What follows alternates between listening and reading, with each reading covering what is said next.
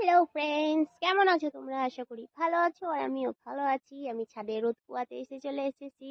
রোদ পোয়ানোর জন্য চলে এসেছি। চান করেছি তো ঠান্ডা লাগছে খুব। তো দেখো আমাদের ছাদে কত রোদ। আর এই যে যেই ছাদে এসেছি আমার শাশুমা বললো যে একটা ওয়ার একটু ছিঁড়ে গেছে, তো ছেলে ছিঁড়ে দিয়েছে ওটা সেলাই করতে। তো তোমরাও কি শীতকালে এরকম ছেঁড়াছুড়ি সেলাই করো নাকি? একটু কমেন্ট করবে তো। আমার মেশিন আছে কিন্তু ডক্টর আমাকে মেশিন চালাতে বারণ করেছে। এর জন্য হাতে করে সেলাই করতে হচ্ছে।